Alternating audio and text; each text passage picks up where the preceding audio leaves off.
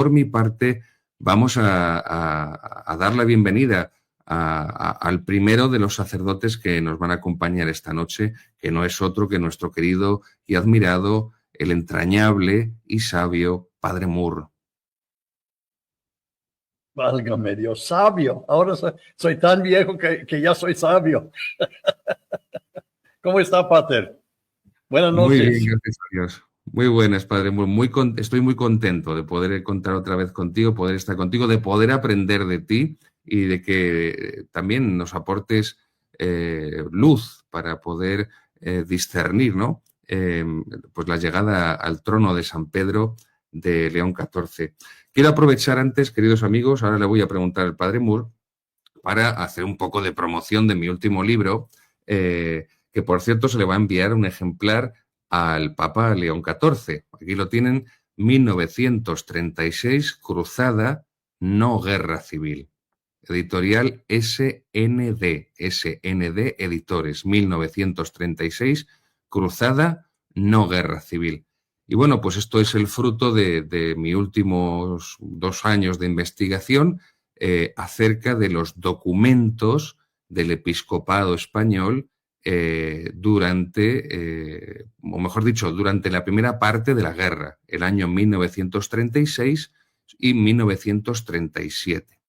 Porque así se definió por todos los que en ella participaron, tanto en la primera línea de combate como en la retaguardia, como una cruzada, como una lucha de religión por la defensa de la religión católica, de la Iglesia y de la civilización cristiana contra los enemigos que era lo que les aglutinaba en el bando contrario, que no es el bando republicano, porque la república había terminado. La legalidad había caído por los suelos. Era el Frente Popular, que era un conglomerado de socialistas, comunistas, anarquistas, separatistas catalanes y separatistas vascos, a los que a todos, lo único que les unía era el odio, insisto, a la religión católica y, por supuesto, también el odio a España. Y a los nacionalistas vascos, que eran tan clericales y también, porque no les estaba importando lo más mínimo los miles de asesinatos de sacerdotes en el resto de España. Aparte que también se asesinaron por parte de las izquierdas sacerdotes en Vascongadas y no hicieron nada ni se inmutaron. Es más, intentaron durante toda la guerra, esos supuestos católicos vascos, blanquear la persecución religiosa que estaban llevando a cabo sus socios. Todo para conseguir separarse de España. Luego y aparte de que el nacionalismo es todo lo contrario al catolicismo, que es universal, y el nacionalismo no es más que un tribalismo. Luego cada vez me cuesta más considerar que por mucho que rezaran a San Ignacio de Loyola y por muchos parientes jesuitas que tuvieran y por mucho que fueran a la misa y rezaran el rosario y al Sagrado Corazón de Jesús, ese catolicismo estaba contaminado por la política, por el separatismo, por el nacionalismo, y por eso es lo que ha llevado hoy en día que Vascongada sea la región de España, junto con Cataluña, no es casualidad, más descristianizada, porque al final el nacionalismo es una religión sustitutoria, es una religión secularizada sustitutoria, y en esas regiones que eran las más católicas de España, Vasconia, Vascongadas y Cataluña, al final el cristianismo ha sido completamente rechazado y en su sustitución se ha erigido el nacionalismo como nueva religión política secularizada. Luego, bueno, pues aquí hago un contexto histórico del periodo, hago una explicación de los documentos también están aquí incluidos, por supuesto, y también la documentación papal de Pío XI respecto a la Segunda República. Y bueno, pues les invito precisamente cuando tantos historiadores han reconocido que el hecho más manipulado históricamente del siglo XX, Jean-François Revel, uno de ellos, por ejemplo, nada sospechoso tampoco de tradicionalismo, el hecho más falsificado del siglo XX ha sido la Guerra de España de 1936, y dado que ha sido la mayor persecución religiosa de 20 siglos de historia de la Iglesia Católica, pues les invito a que puedan comprar mi último libro, a que puedan leerlo y a que puedan comprender en profundidad pues todos aquellos acontecimientos y todos aquellos hechos que llegan hasta el día de hoy. Pues bien, Padre Moore. Me alegro muchísimo, Padre Moore, de haberle visto y espero que coincidamos más veces. De verdad, digo lo mismo, Monseñor, en serio. Me daría mucho gusto. Ahí está, este es un elemento peligroso. Somos amigos hace 35 años. Cuando estaba en el seminario no creía yo que iba a hacer tanto lío, como se dice ahora, como después ha hecho. Querido Jorge, me estoy esperando para saludarte. Es un catalán españolísimo, Padre Moore, ¿eh? Vaya, Bueno, vaya. ¿me oís bien? Sí. Entonces me quito esto. ¿Me oís bien? Sí, sí, te escuchamos. Me alegro de saludarte y ya hablaremos nosotros. Yo me tengo que marchar y ya te veo por aquí. Gracias a todos. Muchísimas gracias, monseñor. Gracias. Hasta pronto. Buenas noches, Monseñor. Don Jorge, bueno, no sé si os conocíais al menos virtualmente, el Padre Moore y tú. ¿No? El Padre Moore, ya le he dicho, es postulador o ha sido postulador de los mártires y es un gran historiador, un gran conocedor de una historia de santidad y de martirio impresionante. Entonces le pedí, por favor, que nos acompañara, porque nadie mejor que él podía darnos los detalles acerca de ese obispo mártir, el último obispo mártir de la cruzada de 1936, Anselmo Polanco, Agustino Recoleto, y bueno, porque además el Padre Moore, el martirio del Padre Polanco, de Monseñor Polanco, fue muy especial, porque... Pero bueno, esto lo va a contar mejor don Jorge. Pues buenas noches lo primero, y incluso lo titulamos así, el mártir de la carta colectiva, porque se le mata definitivamente. Lo tenían detenido como obispo cuando toman Teruel los republicanos, pero uno de los empeños es que se quitase su firma de la carta colectiva. Bueno, vamos a empezar desde el principio. Lo primero hablamos de un agustino, le estamos viendo ahí en las fotografías con su hábito agustino.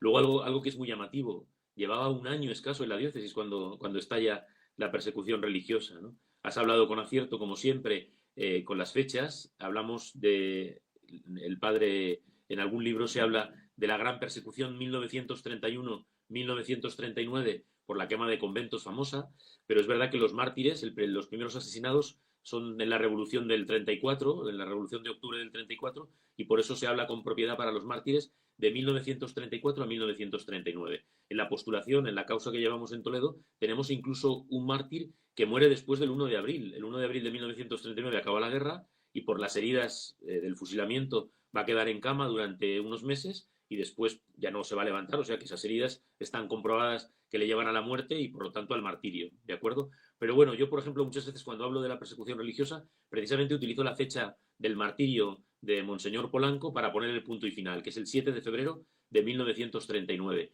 Un poco y muchas veces pasa dentro de la propia Iglesia Católica, ¿no? Que tenemos la manía de decir los mártires de la guerra civil, que no fueron a ninguna guerra los mártires, que incluso en el año 34 no había guerra civil, y incluso el grosso de los mártires es en los primeros meses. Tampoco son mártires de Franco, ¿no? Porque no están convocados por él a nada, sino que hay que entender que hay una persecución religiosa y esta idea hay que defenderla sobremanera, ¿no? Y es un testigo, el padre Polanco es un testigo de primer orden. Fíjate si es importante su figura, se desconoce mucho, por eso a las 8:30 de la mañana el domingo, cuando empezaron a circular las fotografías, un sacerdote de la diócesis me las mandó y fue una sorpresa, porque para los agustinos, gracias a Dios, hay muy buenos religiosos. Gracias a Dios, hay muy buenos religiosos. Y el postulador de la orden le había preparado este relicario cuando le nombraron cardenal, este que estamos viendo en la imagen. Y lleva una reliquia de San Agustín, de Santa Mónica, de nuestro querido Santo Tomás de Villanueva, que es de la diócesis de Ciudad Real,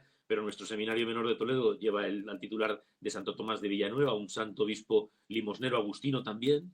Y esta reliquia, que está en el lado superior de la imagen, que pone ANS, Anselmo, y PO, Polanco, ¿no? El beato Anselmo Polanco, que es un mártir de la persecución religiosa, ¿no? Y fue verdaderamente sobrecogedor, más otro venerable que es del tiempo de la francesada, que fue sacristán papal, ¿no? Por eso todo tenía un poco su sentido, ¿no? Y se le regala cuando le nombran cardenal, y ha contado el postulador que la noche anterior a entrar en el cónclave le dijo con sencillez: invoca y encomiéndate a San Agustín y a Santa Mónica, ¿no?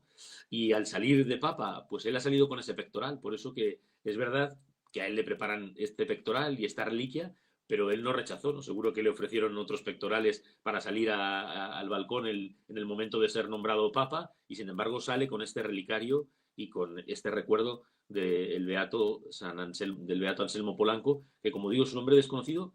La única película de mártires de la persecución religiosa que existe es de su vida. Es una película que se hace en el año 1952, Cerca del cielo. Yo para meterme con Franco muchas veces he dicho, no se hicieron películas de mártires durante el tiempo después de que termina la guerra, desde el año, bueno, pues cuando ya se calman las cosas, hasta que él muere y hasta que no se hace la película de los mártires de Barbastro. Solo él mismo, en el libro que según él hace de Raza y de la película de Raza, aparece el martirio de los mártires de San Juan de Dios, se mezclan las escenas, que están con unos niños en Cataluña, ¿no? Y después la película de Cerca del cielo, que trata del martirio del beato Anselmo Polanco, de la entrada de los nacionales en Teruel, de la entrada de los republicanos en Teruel, y después de pues cómo le llevan desde Teruel a Valencia, de Valencia a Barcelona, y en Barcelona le van a llevar hasta la frontera, un pueblecito que se llama Pont de Molins, en Gerona, pero ya tocando con Francia, y sabedores ya de que han perdido la guerra y desesperados, pues a un grupo de 50 personas les asesinan y los meten en una fosa común, hacen ellos mismos un agujero y los entierran a todos, y entre ellos su secretario y el beato Anselmo Polanco Fontecha, al que pues casi de la nada podemos decir, porque a él le beatifican en 1995, pues toda la Iglesia Universal ha conocido al beato Anselmo Polanco. Así que a rezarle para que le hagan santo, para que el mismo Papa León XIV le haga santo, si puede ser.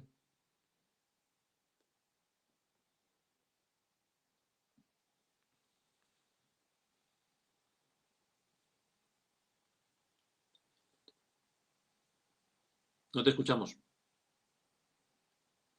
Perdón. Perdón. Ya. Jorge, súbete un poquito el volumen, que lo tienes un poco bajo y se te escucha un poquito bajo. Le decía que le he preguntado al padre Moore, Jorge, que, bueno, pues que como él, como sacerdote norteamericano, que nos hablara un poco de las, bueno, de las cuestiones más urgentes o prioritarias, de mayor importancia, que tiene por delante León XIV. Y bueno, luego si quieres te hago también a ti esa pregunta, pero también con toda libertad, si quieres darnos más detalles sobre cómo fue el martirio del padre Polanco, en el sentido de que, claro, él estuvo cautivo del Frente Popular y, bueno, que se intentó utilizarle, ¿no?, para canjearle, o luego se desechó la caída de Teruel. Bueno, es interesante. Padre Moore, te cedo la palabra. Ahora te has muteado tú. Ahí, ahora. Perdona, está habiendo dificultad. Desde el apagón aquí no hay quien se aclare con estos trastos. Yeah. Perdón, sí. No, bueno, volviendo al tema, porque es verdad, como decía, que ha sido algo sorprendente, sobrecogedor, que de repente, a la par de la noticia mundial de la elección del Santo Padre, pues se hablara de este santo obispo que fue el beato Anselmo Polanco, ¿no? Y como decías, es que se le tuvo casi como si fuese... ¿cómo utilizaré la palabra, no? Las siervas de María se le tenía casi como en una cristalera para que la gente pasara y lo viera, como si fuese un animal de circo, ¿de acuerdo? Y luego eso, pues el martirio pues fue como a la desesperada, ¿no? Sabiendo ya que no tenían nada que hacer, pues se les fusiló a sangre fría, ¿no? Como a todos nuestros mártires, ¿no? Sin juicios, ¿no? Aunque le tuvieron de la ceca a la meca, ¿no? Y sobre todo, bueno, pues ya hemos dedicado algún programa al tema de la carta colectiva, ¿no? Que es una denuncia que se hace por la realidad de los miles de mártires que en pocos meses, desde el mes de julio hasta el mes de diciembre, ¿no? Luego la carta se firma en febrero, ¿no? Y en todo ese tiempo, pues... Julio. Perdón, sí, y la Iglesia levanta la voz para decir pues lo que ha sucedido, ¿no?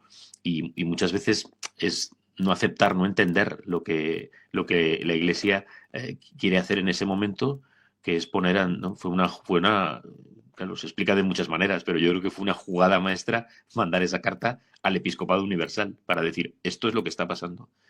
Incluso muchas veces por todo el que quiere escuchar de otra manera, ¿no? Incluso aparte de lo político, ¿no? Lo que hace la carta colectiva es denunciar las matanzas a los sacerdotes, a los obispos, ¿no? Son 12 obispos, ¿eh? Si hoy en día, de repente ahora, se levanta una persecución, son 12 obispos y un administrador apostólico, más miles de sacerdotes y seglares incluso, que muchos de ellos pues ya están, gracias a Dios, empezando a ser beatificados, y todos los que quedan, ¿no? Entonces, bueno, pues todo de la manera, ¿no?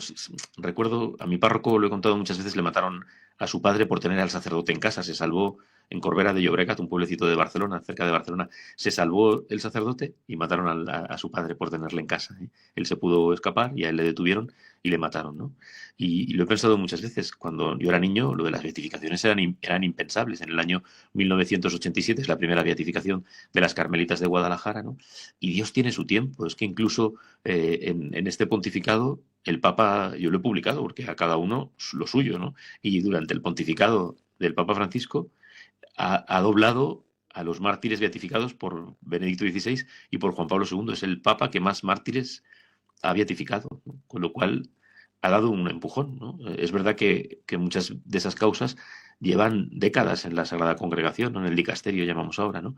Pero es verdad que él no lo ha frenado, por ejemplo, ¿no? O sea que cada cosa en su sitio, ¿no? Y ahora, pues eso, cómo Dios va teniendo sus tiempos, ¿no? Hemos hecho también esa comparación. Solo hay 400 mártires beatificados de la Revolución Francesa de hace 200 años. Nosotros, tampoco esto es una competición, ¿no? Pero para ver cómo Dios lleva su ritmo, ¿no? Nosotros ya tenemos 2000 beatificados, ¿no? Y ahora eso de repente, de la noche a la mañana, pues aparece, ¿no? El conocer al beato Anselmo Polanco Fontecha, que no es de los mártires, aunque vuelvo a decir que tiene mucho hecho, y además de esa película, pues enseguida, por ejemplo, en Teruel hay una imagen suya. Juan de Ábalos hace una imagen para las calles de Teruel de el mártir, ¿no? Y fue de los primeros en ser beatificado en el año 1995, en octubre, el 1 de octubre de 1995, con el beato Ruiz de los Paños. Y entonces, es verdad que quien sigue las causas es un obispo conocido, pero no es tan famoso, ¿no? Y Dios, eso tiene sus tiempos. Y ahora, de repente, ¿por qué? Pues hay que darle gracias a la divina providencia que en las manos de ese postulador agustino y en la orden que le regala un pectoral, ¿no? En las tradiciones, y luego él aceptarlo. Porque don Demetrio, por ejemplo, eso lo hizo en Córdoba, colocando en los pectorales que él regala una reliquia de San Juan de Ávila, ¿no? Pues a todo eso hay que volver, ¿no? Porque desde el principio de la Iglesia los cristianos celebran la Santa Misa sobre los altares de los mártires, ahora que acabamos de celebrar a San Pancracio, a San Nereo, a San Aquiles, ¿no? Y todo eso lo tenemos que mantener, no solo por mantener las tradiciones, ¿no? Sino por lo que supone, ¿no? Por la cercanía para con él, ¿no? Pedir su bendición, su protección, ¿no? Encomendarse a los santos, al cielo, a los beatos, ¿no? Y él ha querido salir en primer lugar con ese pectoral para encomendarse, bueno, está claro que sobre todo a San Agustín y a Santa Mónica, ¿no? Pero también al beato Anselmo Polanco, ¿no? Y pues yo, bueno, siempre que me dais oportunidad con los micrófonos, que la gente conozca la vida de los mártires, ¿no? Y que nos encomendemos a ellos, que los tenemos también un poco ahí atascados, porque hay que rezarles, porque casi, podemos decir esto, los postuladores han sido los que han sacado adelante las beatificaciones de los mártires, porque con solo demostrar el martirio, pero los fieles son los que tienen que sacar adelante las canonizaciones, porque tienen que rezarles y pedir milagros para que puedan subir a los altares, ¿no? Y eso, conocer a los mártires y poder leer sobre sus vidas y que sean conocidos, porque, bueno, pues luego es verdad que hablamos de una guerra, de injusticias, de otro tipo de muertes y de acciones que también pues serían reprobables, pero yo os lo digo muchas veces, yo no soy historiador. Yo me dedico a contar las vidas de los mártires, ¿no? Y a poner en evidencia la valentía que tuvieron, ¿no? Y una de sus frases, pues como la de tantos pastores, ¿no? Del beato Anselmo Polanco es: yo tengo que estar con mis ovejas, ¿no? Era muy fácil marcharse, ¿no? Podían salir, una ciudad es muy grande para escaparse por cualquier sitio, ¿no? Y sin embargo se quedaron, ¿no? Al obispo de Ciudad Real, al beato Narciso de Estenaga, se le ofreció salir disfrazado de guardia civil y él se negó, ¿no? Le dijo que él se quedaba, ¿no? Y el tema testimonial, ¿no? La vida, ¿no? Porque igual luego hay que leer la vida para ver pues ese hombre también misionero, ese agustino también muy bien formado en letras, en ciencia, en poder llegar así, porque luego los pastores tienen que educar en todos los ámbitos, ¿no? Pues como estabais diciendo, también es una tranquilidad que él sea experto en derecho, porque eso da mucha serenidad, que es como tendría que ser. Si aquí no hay que inventar nada, ya está todo inventado, ¿no? Pero eso, hasta el final, una vez más, hasta dar la vida, ¿no? Y bueno, pues hemos visto que parece ser que es un poco su programa, ¿no? El continuar en la estela de los obispos santos y mártires, ¿no? Ahí vemos esa imagen de Ábalos en Teruel, ¿no? Pues dando la vida, ¿no? Y por eso hay que rezar para que pues, todo vuelva un poco a la serenidad, ¿no? Y las cosas se centren, ¿no? Que a veces estamos un poco descentrados. Y como estaba diciendo don Alberto y habíais dicho también vosotros, pues que Cristo sea conocido, que para eso valen las vidas de los mártires, para que entendamos cómo esos hombres fueron capaces de dar la vida, pero porque tiene un sentido, no porque sí, ¿no? Y no fueron a luchar a ninguna guerra, aunque luego habría que hablar igual de tanta gente católica que fue a defender la fe, ¿no? Pero en el caso de los mártires, ¿no? Pues que se quedaron, en este caso, como un pastor al frente de su rebaño. Y eso da mucha paz, ¿no? Da mucha tranquilidad, ¿no? Y lo que siempre parece que termina en derrota, ¿no? Que eso también se había instalado un poco en la Iglesia, ¿no? La derrota y el que parecía que era el final, que la victoria ya está conseguida, ¿no? Y hoy celebramos a la Virgen de Fátima y dice, al final mi corazón inmaculado triunfará, ¿no? Pues con los mártires todo parece derrota, ¿no? Como dice Kolbe en Auschwitz, ¿no? El amor es el que vence. Y por eso, pues yo se lo agradezco, ¿no? No sé si tendré ocasión de decírselo, pero se lo agradezco profundamente al Santo Padre que aceptara ese regalo y que saliese al balcón ese primer día, ¿no? Porque luego ya le hemos visto, por ejemplo, me parece que, no sé en qué celebración ha sido, que ya le he visto con otro pectoral distinto, ¿no? Pero ha sido, pues, como muy significativo pedir para ese primer momento la protección de los mártires. Gracias, don Jorge. Bueno, padre Moore, no quiero meterme donde no me llaman, don Jorge, pero a ver si don Jorge te puede hacer llegar esta obra suya, que es una joya, El mártir de cada día, El mártir de cada día. Explíquele un poquito, don Jorge, por favor, al padre Moore, porque el padre Moore, hoy hemos tenido auténticos gigantes, a Monseñor con toda su producción, porque es un grandísimo escritor. Don Jorge es otro grandísimo escritor que tiene muchísimos libros y está especializado en toda la persecución religiosa, especialmente la de España. Bueno, padre Moore, tú también eres un gran escritor. Yo soy un aficionado. Don Jorge, en cuanto pueda, hablaré con la editorial para que te envíen mi último libro, 1936, Cruzada, no Guerra Civil. Aquí reproduzco todos los documentos de Gomá, de la Carta Colectiva, de Pío XI, la Divini Redentoris contra el comunismo. Bueno, también cuando la legislación anticatólica de la República, hago una contextualización, explico toda la filosofía política, toda la filosofía del derecho, la teología moral. Bien, pues explica a nuestros seguidores, don Jorge, esta obra tuya. Te agradezco ese libro. Yo publiqué un sencillo artículo con una frase del arzobispo de Valencia que él mismo lo decía en una carta. Es una cruzada, no es una guerra. y ya está, es así de sencillo, ¿no? Pero claro, el poder presentar históricamente los documentos, pues es un trabajo muy bueno que es necesario. Que es verdad que hoy utilizaríamos a lo mejor otro concepto, pues no lo sé, porque no hay una cruzada así a ese nivel, ¿no? O la hay de otra manera, ¿no? Pero hay que respetar lo que es histórico, ¿no? Entonces nos hemos cansado, ¿no? Con esto que está sucediendo aquí en España de la ley de memoria histórica. Pues claro que habrá que dar normativas y dinero para las exhumaciones y que la gente pueda recuperar muy bien, ¿no? Pero dejemos la historia a los historiadores, ¿no? Dejemos la historia a los historiadores, ¿no? Y por eso es muy importante que se saquen los documentos y se dijo esto y se hizo de esta manera. Y ahora, pues opinar no tiene ningún sentido. Ahora lo haríamos de otra manera, ¿no?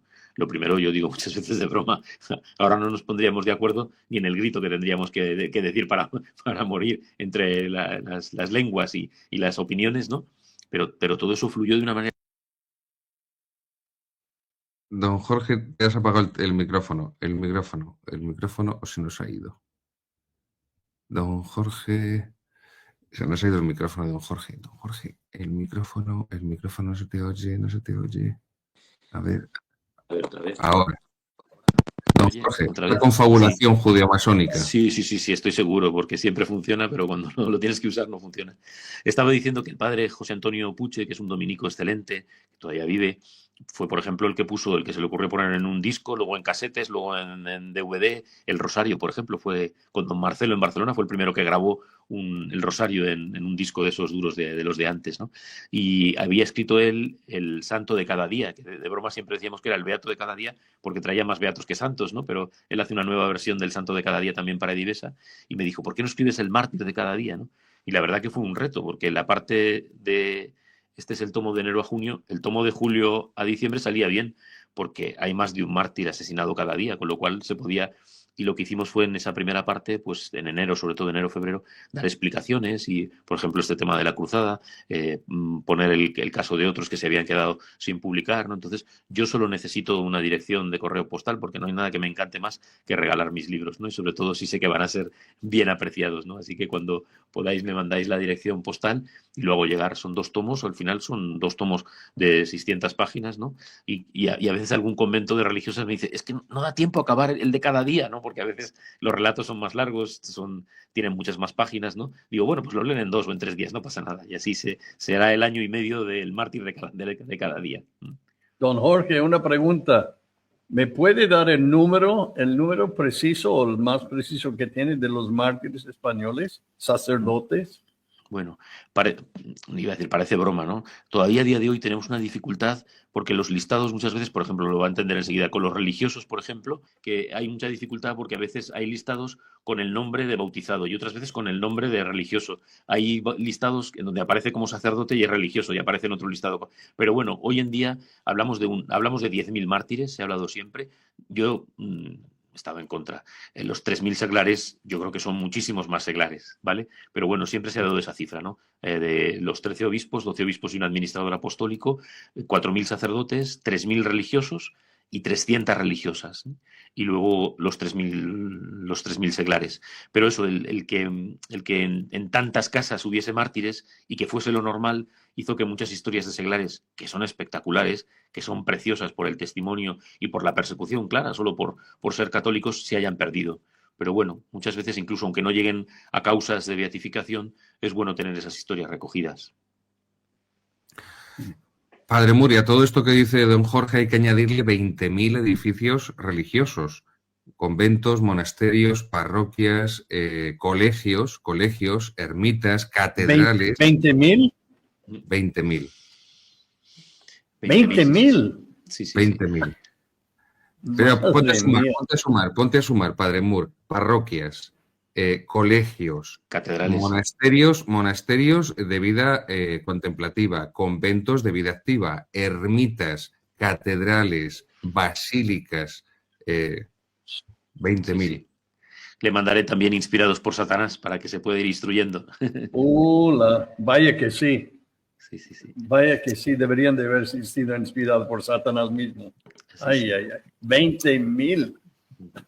Padre Moore, nosotros sabemos que tú conoces lo que fue muy bien la persecución cristiana en México, del 26 al 29, 1926-1929, pero es que esto fue mucho más, Padre Moore.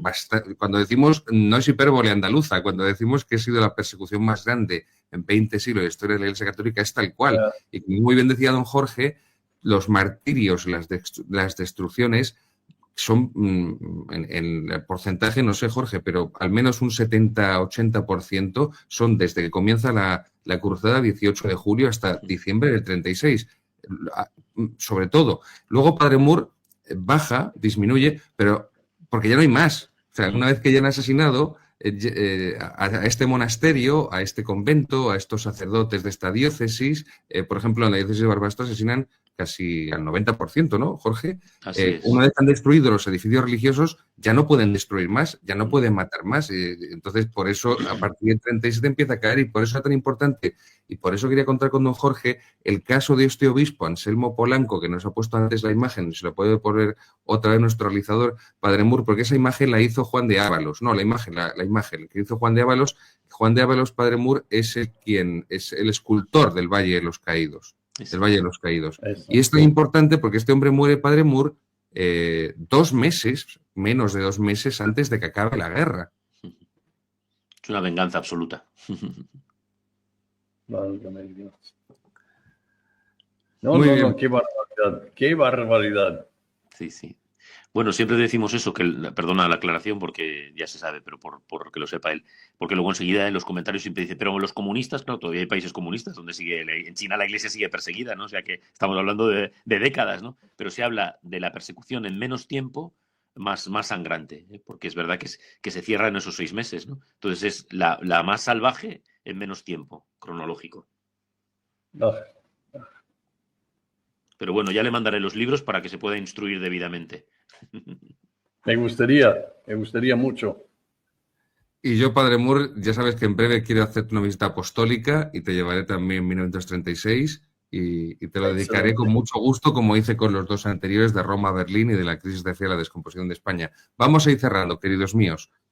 Unas últimas palabras, Padre Moore, respecto a las perspectivas de este pontificado, respecto a lo que quieras, con total libertad. Y luego Yo también... solamente quiero animar a muchas personas. Yo fui muy abierto y muy claro esta noche hablando de mis propias dudas. Sin embargo, y quiero que me escuchen bien, porque no quiero desanimar a nadie. Al contrario, quiero animar. Y se me hace de verdad que vamos entrando en una época muy bella, muy casi profética de la Iglesia con este nuevo pontificado. Les invito a todo buen católico y a los no tan buenos católicos, también están invitados a rezar mucho por el Santo Padre. Del Valle de los Caídos, Padre Moore, es lo único que te pido, que si no has estado, me dejes que un día te lleve allí. Sería bueno. Yo iría porque me gustaría, quiero conocer el Valle de los Caídos, pero si tengo un guía como tú, ¿cómo puedo negarlo?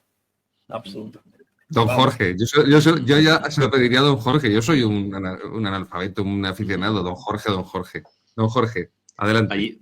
Allí tenemos a muchísimos mártires enterrados y ya beatificados, ¿no? Y sigue aumentando la lista, claro, porque hay muchísima gente a la que se llevó que estaba en fosas comunes y que, bueno, pues gracias a Dios, aunque no se sepa exactamente, se puedan recuperar los cuerpos, se sabe exactamente dónde están enterrados. Y por eso se ha pedido también por parte de la Iglesia un respeto a todas esas capillas, ¿no?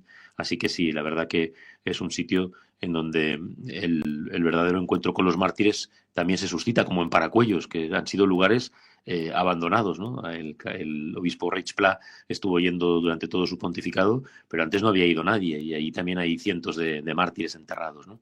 Bueno, pues siguiendo un poco en la línea también de lo que se ha dicho, también esa palabra que nada más empezar dijo, ¿no? El Santo Padre, el mal no prevalecerá, ¿eh? El creer en el mal, ¿no? O sea que esa persecución se va a dar porque el demonio está rabioso, porque no va a decir, vaya, me ha salido mal la votación y se me ha escapado de esto, ¿no? El demonio va a estar detrás de todo para fastidiarnos y por eso es muy importante la fe, la oración, ¿no?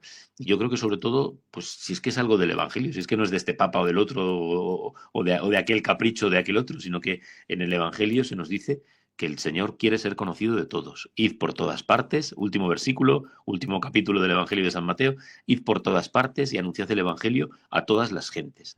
Yo soy singular, yo soy el camino, yo soy la vida, yo soy la verdad. Y a ver, ustedes dos, si algún día vayamos al Valle de los Caídos, ¿me van a explicar cómo un gobierno puede hacer lo que este gobierno está haciendo? Esto para mí es el misterio más grande del mundo. No entiendo con qué autoridad. A ver si ustedes después me lo pueden explicar. Muy sencillo, la culpa fue de Franco.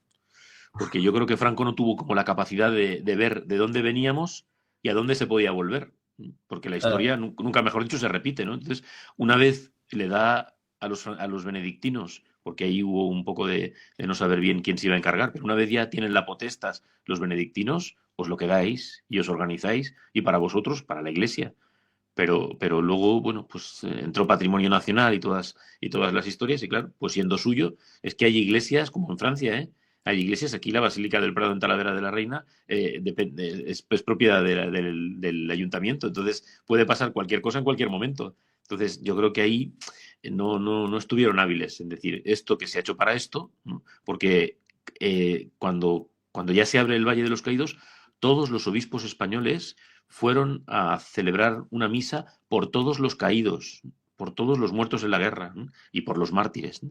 Todos los obispos, que el cardenal nuestro no pudo ir porque era muy mayor, manda al obispo auxiliar y nosotros tenemos la tragedia que el obispo auxiliar muere porque nada más salir de la provincia tropieza con un tractor, tiene un accidente con un tractor y quedó muerto casi en el acto, ¿no? Pero todos los obispos fueron a celebrar ahí la Santa Misa para pedir, encomendarse a los mártires y para pedir por la paz y por toda la gente que había muerto en la guerra de un lado y de otro, que eso quedó claro, ¿no? Entonces yo creo que ahí el gobierno, en este caso el general Franco, tenía que haber dado la potestad a los monjes y ya está. Y si hubiesen evitado, creo yo, es muy fácil como siempre hablar ahora alegremente, ¿no?